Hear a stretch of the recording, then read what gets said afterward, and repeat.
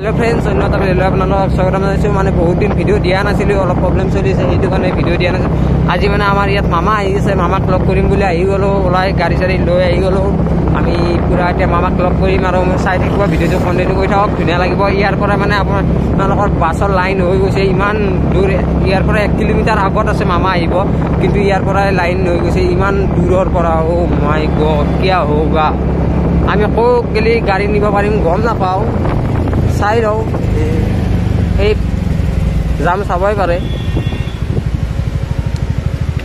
কেনে জাম লাগি গৈছে ৰাস্তা চাব পাৰে আপোনালোকে আমি ষ্টাৰ্ট হৈ গৈছে আৰু চাই থাকক ভিডিওটো ভাল লাগিব ধুনীয়া লাগিছে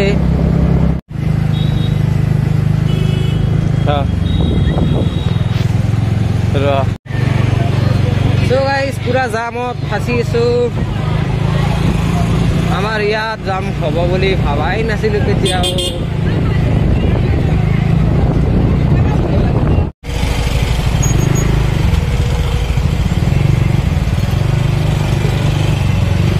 এই ঘড়ী টকাত বিষ পাইছি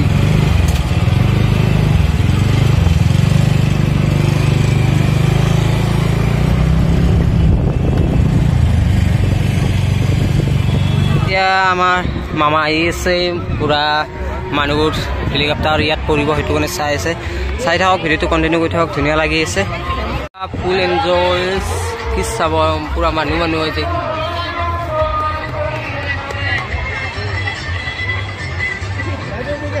আহি পালে আপোনালোকে চাব পাৰিছে মামা আহি হাজিৰ হৈ গ'ল গাইছ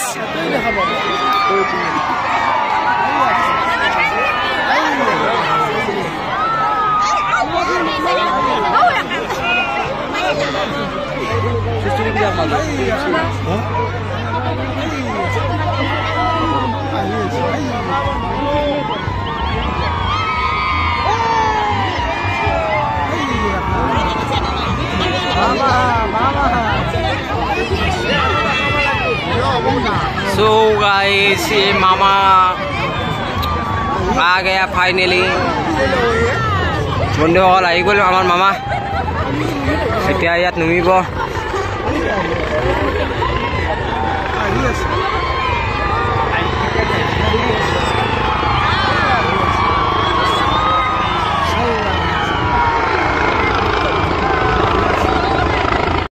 So guys, মামা আহি পাই গ'ল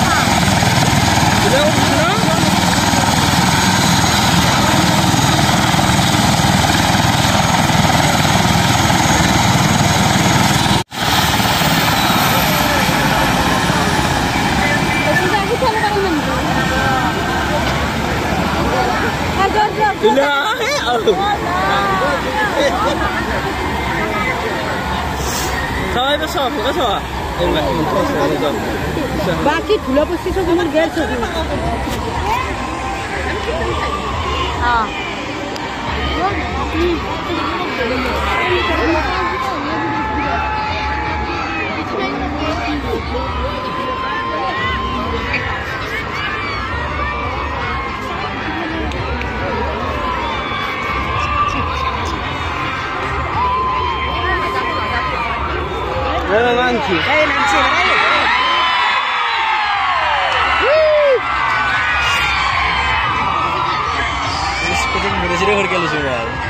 এই বেয়া দিল ফিল করছিল চেঙা চেঙা যাচ্ছিল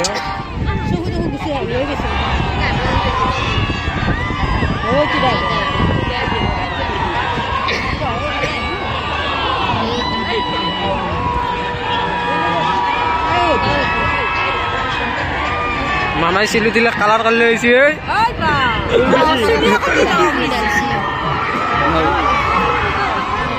সো গাইস মামা এতিয়া তাকে গ'ল তাত যাই আছো চাই হওক এইখন হেলিকপ্টাৰ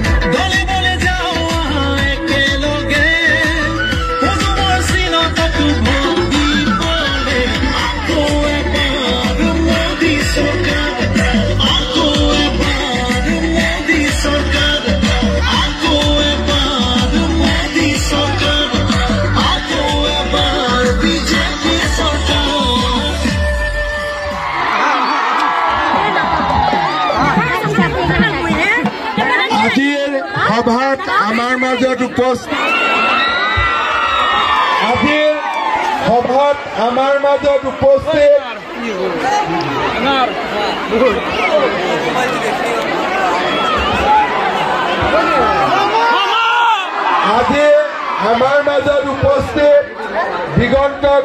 ডাঙৰীয়া, সত্যব্ৰত কলিতা ডাঙৰীয়া, সুবল পাল ডাঙৰীয়া, দিলীপ দাস ডাঙৰীয়া, উমেশ ডেকা ডাঙৰীয়া, ৰমেশ শইকীয়া ডাঙৰীয়া, অংকুৰ দাস ডাঙৰীয়া, কিশোৰ ভট্ট ডাঙৰীয়া, ভনিতা মেধি ডাঙৰীয়ানী, লক্ষ্মী গোস্বামী ডাঙৰীয়া, গগন ডেকা ডাঙৰীয়া, নলিনী বৰা ডাঙৰীয়া, নাজিম আহমেদ ডাঙৰীয়াকে আদি কৰি আজিৰ সভাত উপস্থিত আই মাতৃসকল, যুৱক যুৱতী, বন্ধু বান্ধৱীসকল আৰু মোৰ সেৱাৰ থলী ৰাইজ, আপোনালোকৰ খবৰ কেনেকুৱা? সকলোৰে ভাল?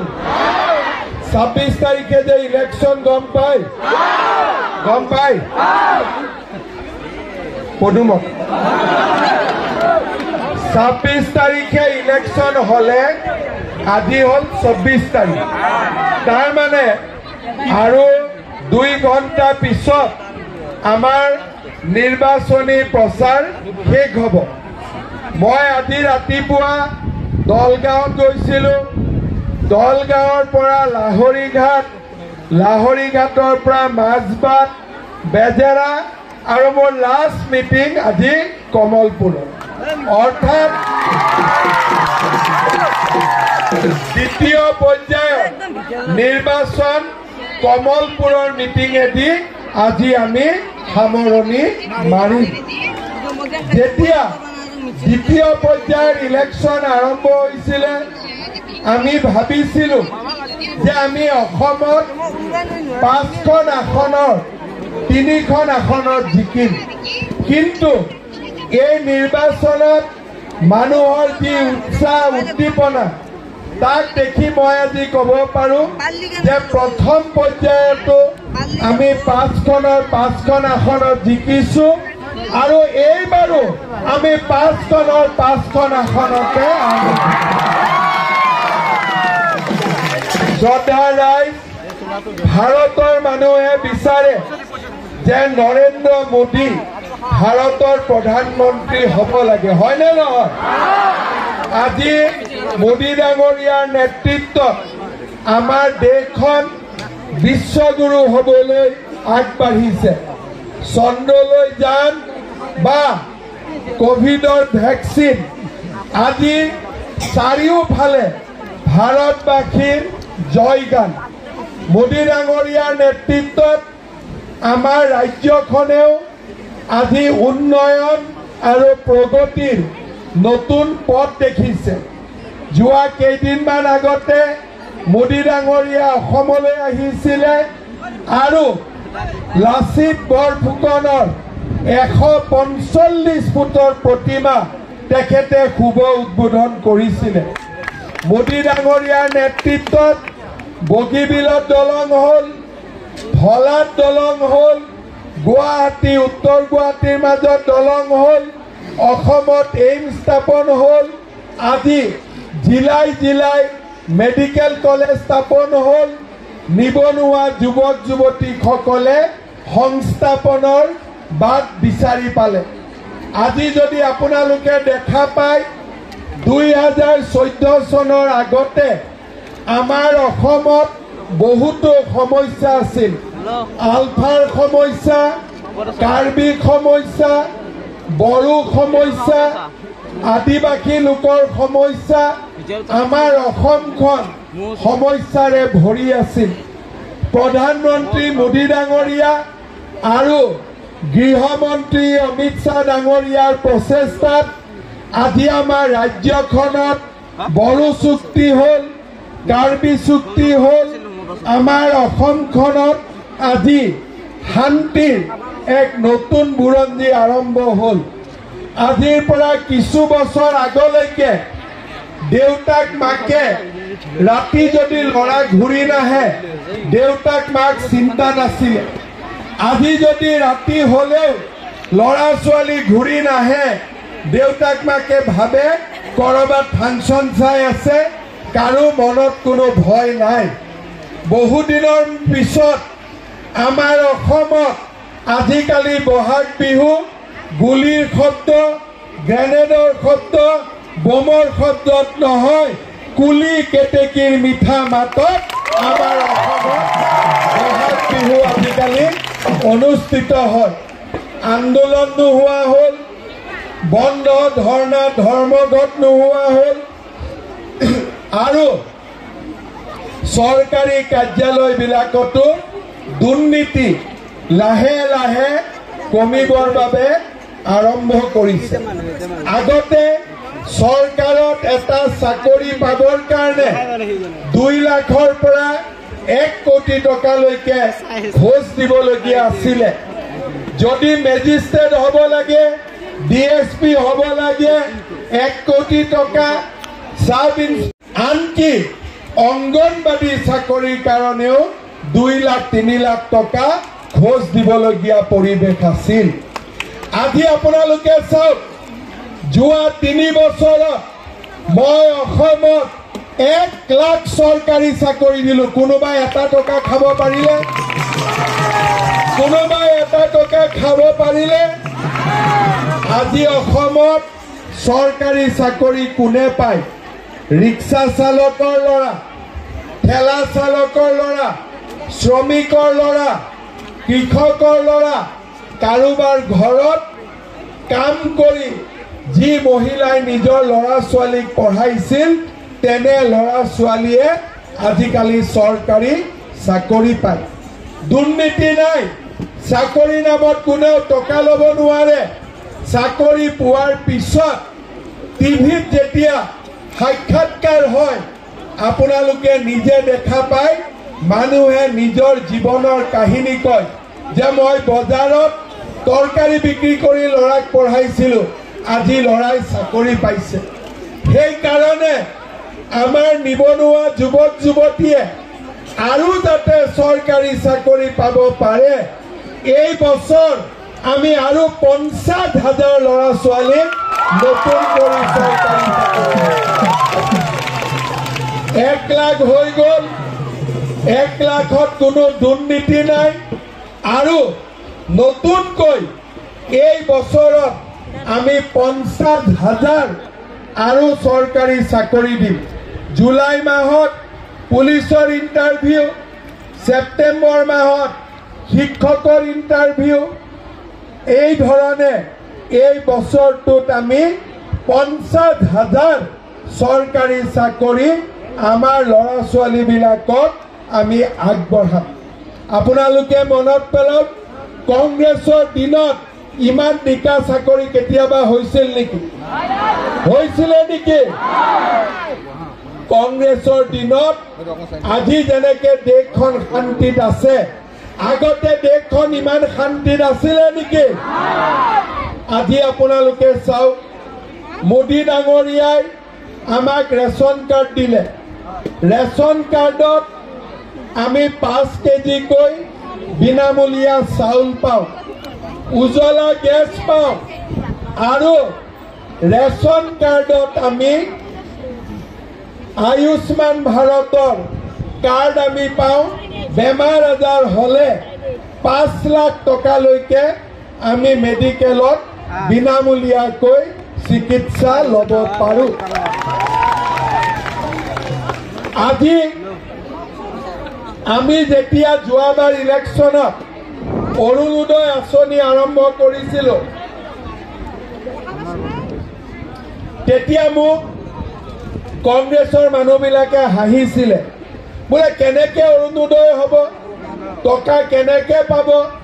তেতিয়া মই কৈছিলোঁ যে মোদী ডাঙৰীয়াই বেংকত একাউণ্ট খুলিছে, কোনো কথা নাই, আমি চবৰ বেংকৰ একাউণ্টত টকা পঠাই দিম। তেতিয়া কংগ্ৰেছে কৈছিলে যে এইবোৰ ভেলকিবাজি, ইলেকশ্যন যাব, অৰুণোদয় শেষ হ'ব। ইলেকশ্যন হ'ল, মই মুখ্যমন্ত্ৰী হ'লোঁ, অৰুণোদয় আজি 830 টকাৰ পৰা 1250 টকা হ'ল। এতিয়া কংগ্ৰেছৰ মানুহেও মোক কয় যে আমাকো অৰুণোদয় লাগে। কংগ্ৰেছৰ মানুহেও কয় আমাকো অৰুণোদয় লাগে। এতিয়া মই মিটিঙত আহিলে মোক কয় আমি পাওঁ বা আমি নাপাওঁ। তাৰমানে অৰুণোদয়টো আছে,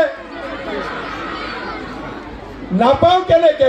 পোৱা বস্তু এটা থাকিলেহে নোপোৱা হয় তাৰমানে অৰুণোদয়টো আছে কাৰণেহে পোৱা নোপোৱাৰ কথাটো আহিলে কংগ্ৰেছৰ দিনত কোনোবাই অৰুণোদয় পাতিছিল নেকি যদি অৰুণোদয় নাই মানুহেতো নাপাতিব অৰুণোদয় আছে কাৰণেহে মানুহে অৰুণোদয় খোজে যদি অৰুণোদয় নাথাকিলেহেঁতেন অৰুণোদয় খুজিলেহেঁতেন নেকি তাৰমানে আপোনালোকে মানে নে নাই যে অৰুণোদয় আছে বুলি আছে নে নাই মই পাইছো নাই পোৱা ইয়াৰ পিছত আহিব কিন্তু কোনোবাইতো একাউণ্টত পায় তেতিয়া নোপোৱাবিলাকৰ মনটোতো বেয়া লাগে হয়নে হয়নে পোৱাবিলাকৰ মনটো ভাল লাগে আৰু নোপোৱাবিলাকৰ মনটো বেয়া লাগে কোনে কোনে নাই পোৱা হাত ডাঙৰ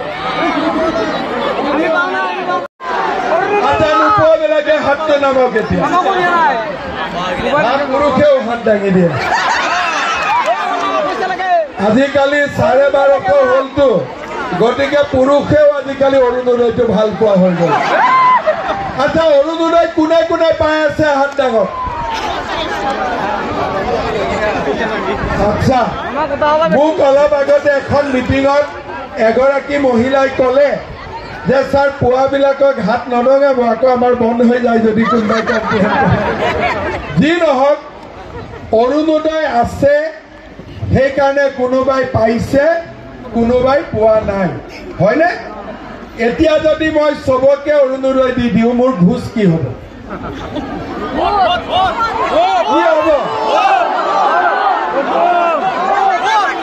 মই ঘোষ কি পাম ভোট কোনোবাই কৈছে আশীৰ্বাদ কোনোবাই কৈছে ভোট ঠিক আছে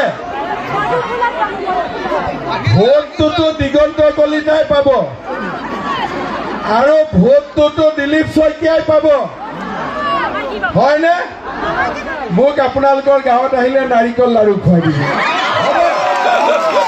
হ'ব যেতিয়া মই আপোনালোকৰ গাঁৱত আহিম মোৰ ঘোষ হ'ব নাৰিকল লাড়ু হ'ব আজি আপোনালোকে শুনি লওক যিবিলাকৰ মনত সদায় এটা চিন্তা থাকে যে আমি অৰুণোদয় কেতিয়া পাম আজি মই আপোনালোকক ক'লো যে যাৰ ঘৰত ৰেচন কাৰ্ড আছে সকলো এটা অৰুণোদয় পাব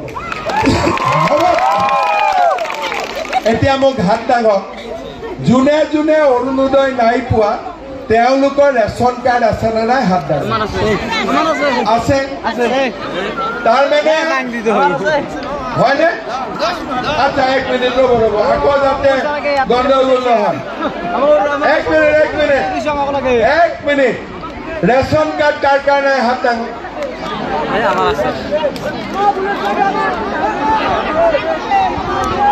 মাত্ৰ 10 ঘৰমান 15 ঘৰ মানুহত ৰেচন কাৰ্ড নাই আৰু যাৰ যাৰ ৰেচন কাৰ্ড নাই ইলেকশ্যনৰ পিছতে দিগন্তৰ ঘৰত যাব চবকে আমি এখন ৰেচন কাৰ্ড দি দিম হ'ব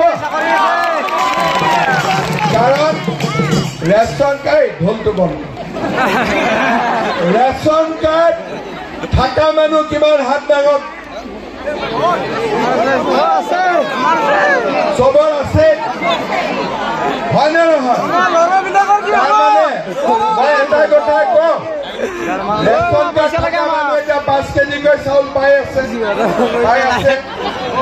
এতিয়া ৰেচন কাৰ্ড থকা পৰিয়ালবিলাকৰ বেংক একাউণ্টত অৰুণোদয়ো অট'মেটিকেলি আহি যায় আজি মিটিঙত আহি ভাল খবৰ শুনিলে নে নাই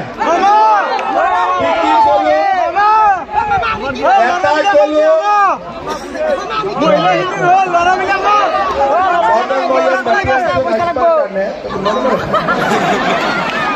প্ৰথম কি ক'লো যে 50,000 আৰু নতুন চাকৰি হ'ব গতিকে ল'ৰা ছোৱালী পঢ়িব ক'ব আৰু পুলিচত যাব খোজাবিলাকক ৰাতিপুৱা উঠিয়ে দৌৰিবৰ কাৰণে লগাই দিব হ'ব আৰু হাইট নোহোৱাকে হাইট উঠাওকে দিম এটা মই নতুন ইনজেকশ্যন আনিম হাইট বঢ়াই দিয়া হ'ব এতিয়া 50,000 চাকৰি হ'ল লগতে যাৰ যাৰ ঘৰত লাখপতি বাইদেউৰ ফৰ্ম কোনে কোনে ফিল আপ কৰিছে চবেই কৰিছে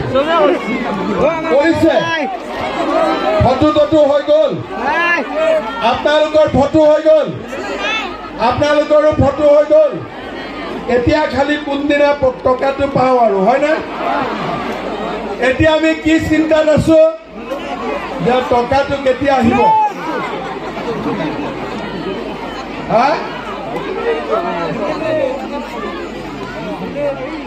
ৰাস্তাৰ কথা পাতিম এতিয়া ৰাস্তাৰ কথা পাতিম না লাখপতি বাইদেউৰ কথা পাতিম আগতে লাখপতিটো হৈ যাওক তাৰ পিছত ৰেচনৰ কথা কি ৰাস্তাৰ পাতি আছো এতিয়া যিসকলে ফৰ্ম ফিল আপ কৰিলে ফটো উঠিলে তেওঁলোকৰ বেংক একাউণ্টত কোনোবা এটা দিনত পুতুং কৰি 10,000 টকা আহি যাব এতিয়া 10,000টো যে আহিব এই টকাটো গিৰিয়েকক কোনে কোনে দি দিব হাত ডাঙৰ কোনে কোনে দিব হাত ডাঙৰ আৰু যদি গিৰিয়েক বিলাকে ভোট নিদিয়ে বিজেপি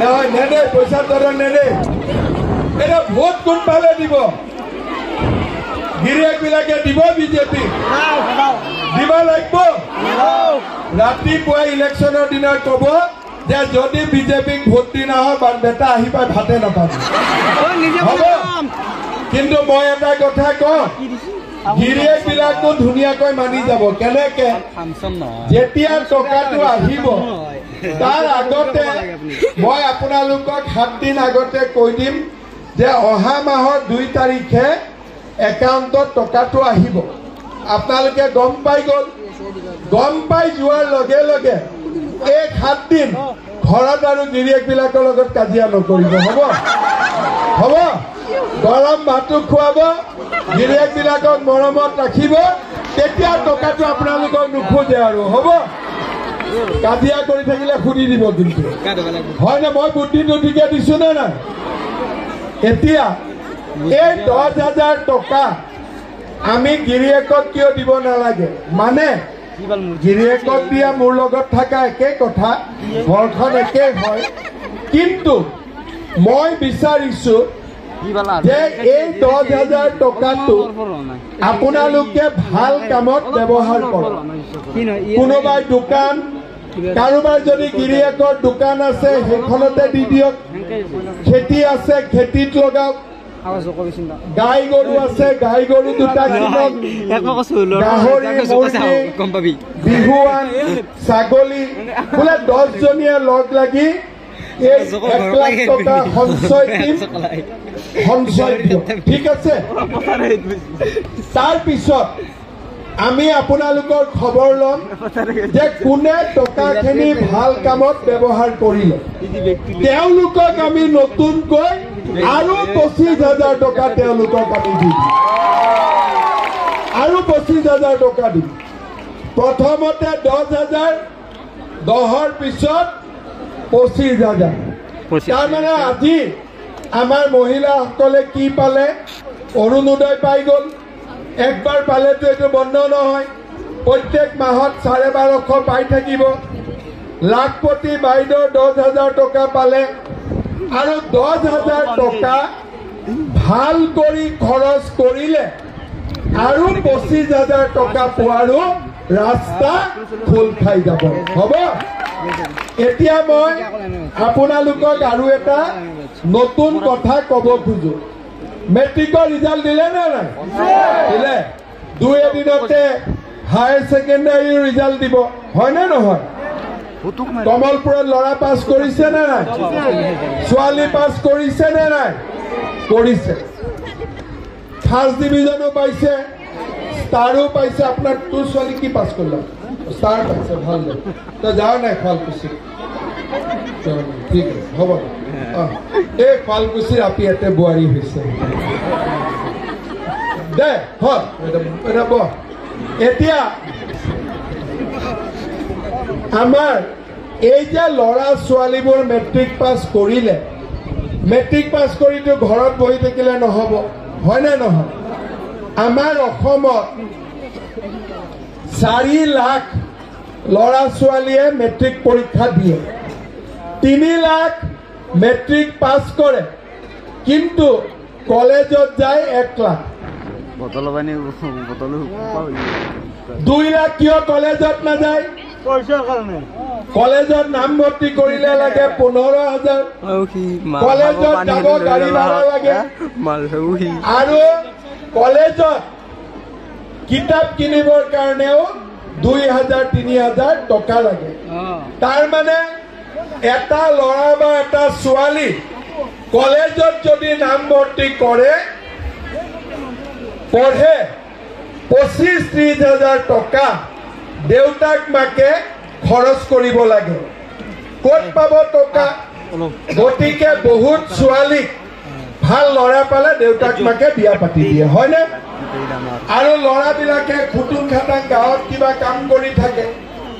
এইবাৰ আমি কি সিদ্ধান্ত লৈছো যে ল'ৰা আৰু ছোৱালী দুইটাকে কলেজত আমি বিনা পইচাত এডমিশ্যন কৰি দিম, ফ্ৰী। ইয়াৰ পিছত বিনা পইচাটো এডমিশ্যন হ'ল। এডমিশ্যন ল'লে যিবিলাক ছোৱালীয়ে কলেজত এডমিশ্যন ল'ব তেওঁলোকৰ বেংক একাউণ্টত মামাই 10,000 টকা সোমাই দিব। 1 বছৰৰ কাৰণে নহয়, ফাৰ্ষ্ট ইয়াৰতো পাব, ছেকেণ্ড ইয়াৰতো পাব, ডিগ্ৰী ফাৰ্ষ্ট ইয়াৰতো পাব, ছেকেণ্ড, থাৰ্ড, ফৰ্থ ইয়াৰতো পাব 12,500। আৰু যিবিলাক ছোৱালীয়ে চৰকাৰ আৰু দেউতাক মাকে ল'ব, ছোৱালীৰ পঢ়াৰ দায়িত্ব মামাই নিজৰ মূৰৰ ওপৰত ল'ব। হ'ব? এতিয়া ল'ৰাক ল'ব পাৰো,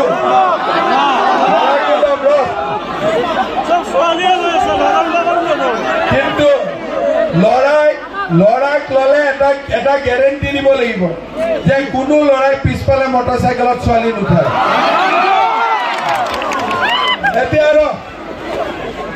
এতিয়া মই আৰু এটা নতুন আঁচনিৰ কথা কম, আপোনালোকে অলপমান বুজিব আৰু ৰাতি ঘৰত গৈ চিন্তা কৰিব, ঠিক আছে? আমাৰ পৰিয়ালবিলাকত এজন মুৰব্বী মানুহ থাকে, কাৰোবাৰ গিৰিয়েক, কাৰোবাৰ দেউতাক, কাৰোবাৰ ডাঙৰ ল'ৰা, সৰু ল'ৰা। এই মানুহজনে যি উপাৰ্জন কৰে তাৰ ওপৰতে পৰিয়ালটো চলি থাকে।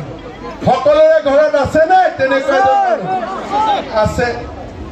এতিয়া ভগৱানে নকৰক এই মানুহজনৰ বেমাৰ হ'ল, ঘৰখন কেনেকে চলিব? এই মানুহজনৰ ভগৱানে নকৰক মৃত্যু হ'ল, পৰিয়ালটো কেনেকে চলিব? আমি গম পালো যে ঘৰত অলপ ধাৰো আছিলে, ধাৰটো কেনেকে মাৰিম? ঘৰখন, পৰিয়ালটো অৰ্থনৈতিকভাৱে ভাঙি পৰিলে। ভাল চলি থকা পৰিয়াল এটা ৰাতিৰ ভিতৰতে এটা হাহাকাৰ অৱস্থা দেখা আৰম্ভ কৰিলে। এতিয়া আমি কি কৰিব পাৰো? মৃত্যুকটো আমি ৰখাব নোৱাৰো, ভগৱানৰ লগতটো আমি যুঁজিব নোৱাৰো। আমি কি কৰিব পাৰো?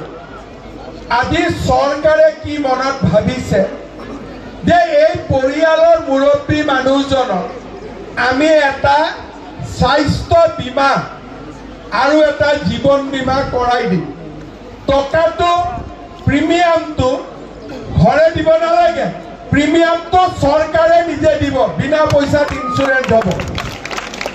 এতিয়া ভগৱানে নকৰক মানুহজনৰ যদি কিবা এটা বেমাৰ হ'ল, পলিচিখন আমাৰ হাতত থাকিব, আমি ইঞ্চুৰেঞ্চ কোম্পানীত গ'লে কেইলাখমান টকা আমি লগে লগে ঘৰখনত পাই যাম, হয়নে নহয়? দ্বিতীয়তে আৰু এটা নতুন কথা এইবাৰ আমি ঠিক কৰিছো। অলপ আগতে মই ক'লো যে 50,000 চাকৰি দিম, কিন্তু কিছুমান ঘৰত 2-3টা ল'ৰালৈকে চাকৰি থাকে আৰু কিছুমান ঘৰত এটাও চাকৰি নাই, হয় না নহয়?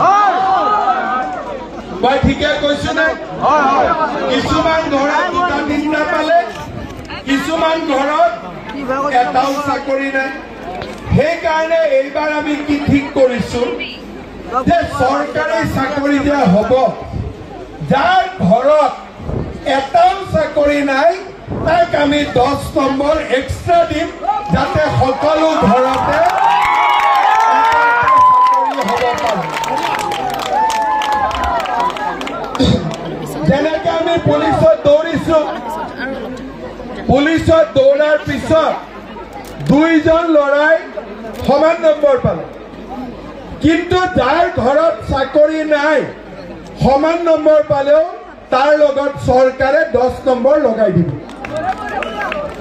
তেতিয়া কি হ'ব যে চৰকাৰী চাকৰি এটা পৰিয়ালতে নাথাকি বহুত পৰিয়ালে চৰকাৰী চাকৰি পোৱা আৰম্ভ কৰিব, হয়নে? মই ঠিক ভাবিছো নে নাই? ঠিকে ভাবিছো। তাৰ মানে আপোনালোকে চাওক, চাকৰি, অৰুণোদয়, লাখপতি বাইদেউ, অৰুণোদয়, চৰকাৰী চাকৰি, অৰুণোদয়, চৰকাৰী চাকৰি, লাখপতি দিদি, লাখপতি বাইদেউ আৰু ছোৱালীৰ পঢ়াৰ দায়িত্ব, তাৰ লগত বিনা পইচাত জীৱন বীমা আৰু চাকৰি নোহোৱা পৰিয়াললৈ 10 নম্বৰ যোগদান এক্সট্ৰা।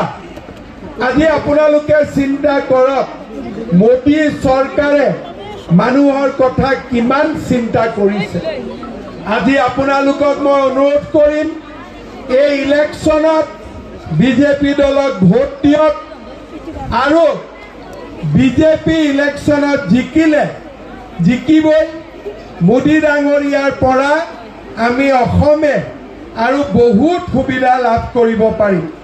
নৰেন্দ্ৰ মোদী ডাঙৰীয়াই দুখীয়া মানুহৰ লগত আছে, দৰিদ্ৰ মানুহৰ লগত আছে, মধ্যবিত্ত মানুহৰ লগত আছে। মোদী ডাঙৰীয়া অসমৰ উন্নয়নৰ বাবে আছে আৰু মোদী ডাঙৰীয়াক আমি সকলোৱে ভোট দি জয়যুক্ত কৰিম আৰু মোদী ডাঙৰীয়াৰ জৰিয়তে আমি অসমখনক আগুৱাই লৈ যাম। কংগ্ৰেছে অসমৰ কাৰণে কিবা ভাল কাম কৰি গৈছে নেকি? মই অলপ আগতে মাজবাটত আছিলো, মই মাজবাটত কলো যে কটা হাতৰ কাম নাই, নাঙলৰ দাম নাই, হয়নে? ইয়াতে কোন উঠিছে? হাতৰ চিনত উঠিছে আৰু নাঙলৰ চিনত উঠিছে, হয়নে? আজিকালি মানুহে নাঙল লয় নেকি? ট্ৰেক্টৰহে চলায়, হয়নে নহয়? আৰু মানুহে হাতেদি কাম কৰে, কাটা হাতেদি কাম কৰিব পাৰে নেকি? সেইকাৰণে মই কৈছো, কাটা হাতৰ কাম নাই, নাঙলৰ দাম নাই, হয়নে? এতিয়া ৰাইজ, মই আপোনালোকক এটা কথা কওঁ, ৰাইজেতো বিজেপিক ভোট দিয়ে, কিন্তু আমাৰ ভোট গ্ৰহণবিলাক কিছুমান সমষ্টিতকৈ ভোট গ্ৰহণ আমাৰ কম হয়। যেনেকৈ ইলেকশ্যন হ'ল, খবৰ ললো জালুকবাৰীত কিমান? 70%, কমলপুৰত কিমান? 70%, আৰু কিছুমান ইলেকশ্যন কিছুমান সমষ্টিত 90%। কিয় আমাৰ মানুহে ভোট দিওঁতে হেলা কৰে, ভাবে দিলীপ শইকীয়াটো জিকিবই, মোদীটো জিকিবই। জিকাটো ডাঙৰ কথা নহয়, আমি গণতন্ত্ৰত আছো, আমি আশীৰ্বাদ দিব জানিব লাগিব। যদি আশীৰ্বাদ দিওঁতে আমি কৃপণালী কৰোঁ, তেতিয়াহ'লে আমি আগবাঢ়ি যাব নোৱাৰিম। সেইকাৰণে হিন্দীত এটা কথা আছে, পেহেলে ভোট দান বাদ মে জলপান। মানে কি, আমাৰ মানুহে ভোট দিব যাবিনে বোলে ভাতকেইটা বনাই যাম ভোট দিব যোৱা নাই ভাতকেইটা খাই যাম বোলে ভোট দিব যোৱা নাই চলিটো টিউচনৰ পৰা আনি ভাত যাম কৰোঁতে কৰোঁতে 3টা বাজিয়ে গ'ল লাইনত গৈ দেখে বহুত ভিৰ নিদিওঁ দে ইমান কোনে লাইন পাতিব হয়নে সেইকাৰণে বাকী ৰাজ্যবিলাকত কি কৰে ইলেকশ্যনৰ দিনা পেহেলে ভোটদান ভোট দি আহিয়ে ঘৰত ভাত খায় ভোট দি আহিহে ঘৰত জলপান খায় ভোট দি আহিহে বাকী কাম হাতত লয় সেইকাৰণে শ্ৰদ্ধাৰ ৰাইজ এইবাৰ কমলপুৰতো পেহেলে ভোটদান বাদ মে জলপান হ'ব সকলোৱে ভোট দিব ভোট দি পেলাই আমি ভাত বনাম ভাত খাম কিন্তু প্ৰথম দায়িত্ব হ'ব আমাৰ ভোট দিয়া হ'ব এতিয়া আমাৰ কিছুমান কমলপুৰত আমাৰ যোগদান আছে বিজেপিত যোগদান কৰিব মোকো কিবা গামোচা পিন্ধাম বুলি ভাবিছে নেকি দিয়া মালা ডাল না মোকো বোলে মালা ডাল পিন্ধায় মালা আৰু ধৰাইহে পিন্ধে আমাৰ এই যে দগাঁও হাইস্কুলখন আছে এই স্কুলখনত এইবাৰ আমি 8 কোটি টকা দিছোঁ ধুনীয়াকৈ স্কুলখন বনাবৰ কাৰণে মালা ক'ত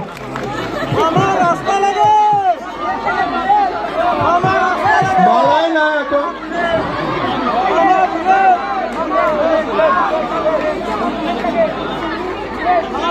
বহুত ডাঙৰ মালা আহিছে বাপৰে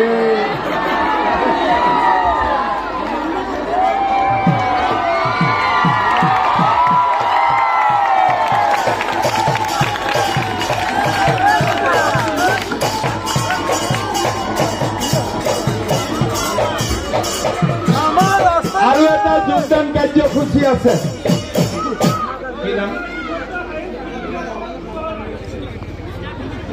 আমাৰ পুলক কোচ হ'ল ব্লক কংগ্ৰেছৰ সভাপতি ডিম্বেশ্বৰ দাসৰ ল'ৰা আৰু তেওঁৰ ল'ৰা পুলক কোচে বিজেপিত এতিয়া যোগদান কৰিব মই মালা পিন্ধাই দিওঁ ৰহ বাবা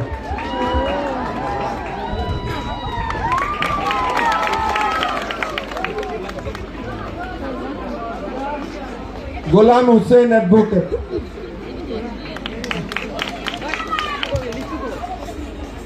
সব আহিব বিজেপি হয়নে এতিয়া আৰু এবাৰ নাচিম সবে নাচবা লাগিব কিন্তু হ'ব